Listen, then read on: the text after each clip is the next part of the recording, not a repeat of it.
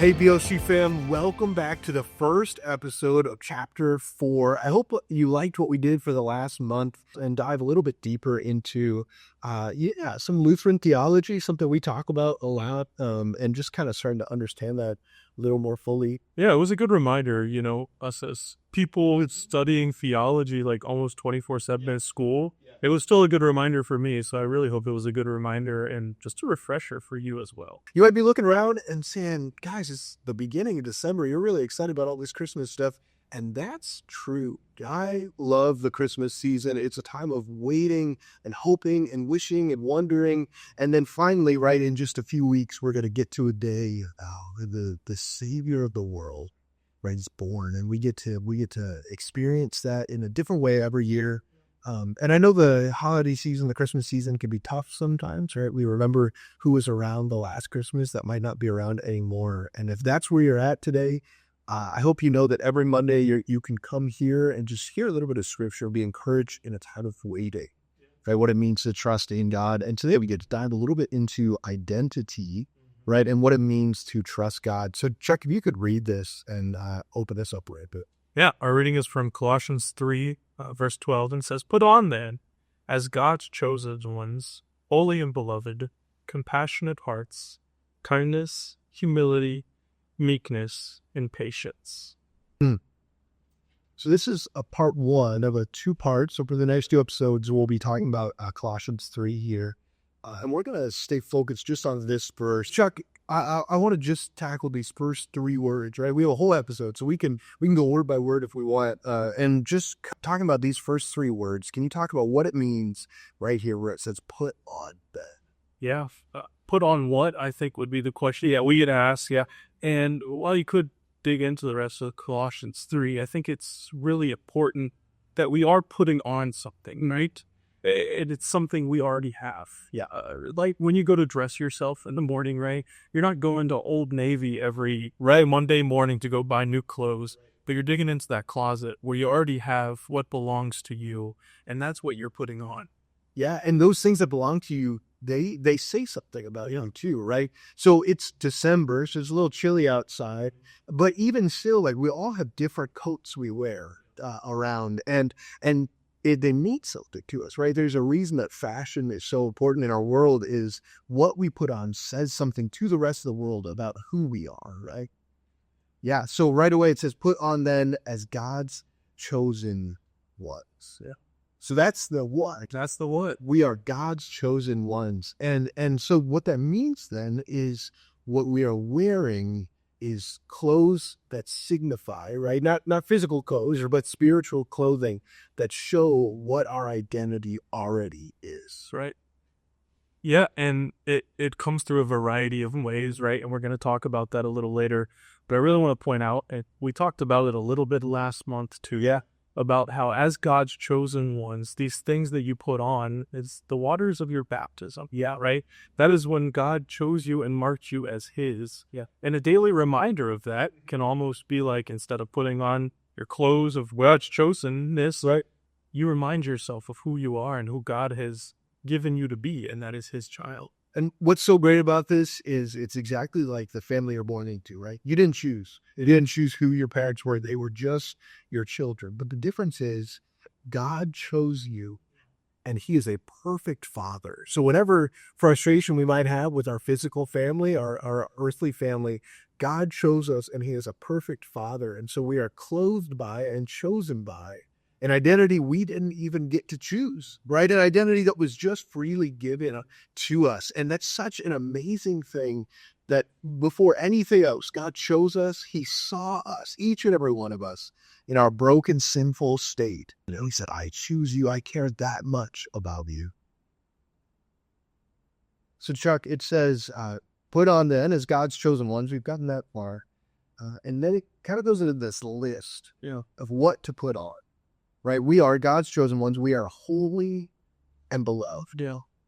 Holy and beloved. And we are not by anything we've done, right? And that's really the difference between holy and beloved and the rest of this list is this is something that we cannot do by our own strength, right? Not the rest of them, but this is definitely one that no amount of strength we could do ourselves. That's right. And it goes back to that identity of God has made us to be through the death and resurrection of Jesus and holy and beloved. Now we are. Right. Praise be to God. Right. And so that's something we get to go out into the world with all the time. It's this daily reminder.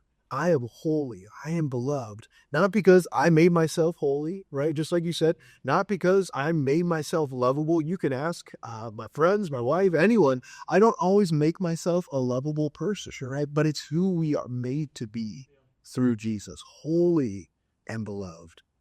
And then he says, go out with compassionate hearts. Yeah. And the rest of them too, kindness, humility, meekness, and patience. These are the ones we got to try a little bit at, right? We praise be to God that he has made us holy and beloved. But now we got to try to be compassionate. We got to try to be kind. And that's still only achievable through what God has given to us and the strengths he has given to us. But I also think it's important to remember that we're putting this on, right? We're still trying. Yet every single day, we're still trying. And we're never going to be perfect. We're never going to be the most humble person in the world. I don't think that's possible, except for the Son of God. Right. But we're still trying every day. Yeah. And so it's almost like, I mean, it's really great that we're talking about this in winter, right? Because there's like layers to what you have to put on every day. And if we think about it that way, it's like you're gearing up. I grew up in Minnesota. I talk about that from time to time also on the podcast. It's something that's my identity, right? And in that, I grew up in a place where it would get to -20, -30 degrees all the time. And so you learn how to layer, right? You learn how to have the right clothing to get you through those really cold days.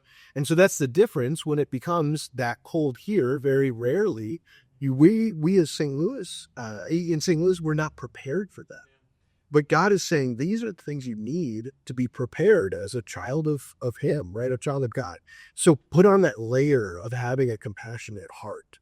Care for the people around you, right? And the Christmas season is a perfect time for that.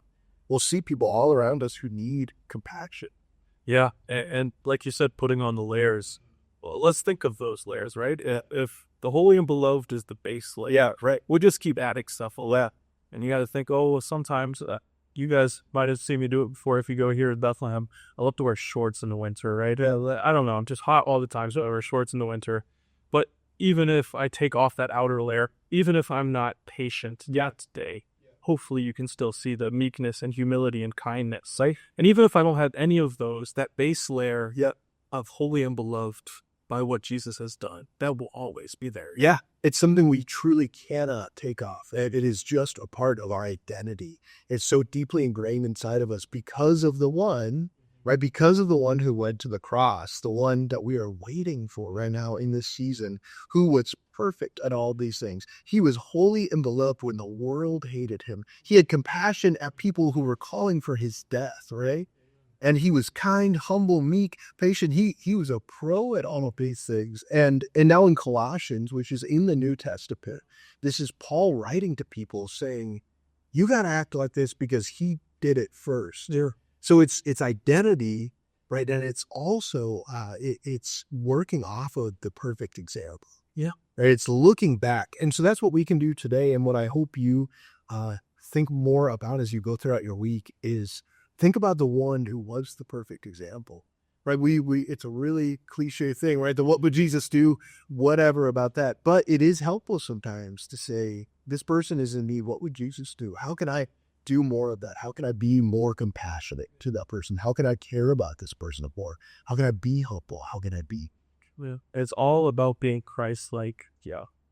Because we're not trying to look good for ourselves. No, that's right. Yeah. But this compassion, thinking of the wintertime in North St. Louis. Yep. We're just trying to show more people him. Yeah. And these layers that you're putting on, the thing that you are putting on, that helps others see Christ. Yeah.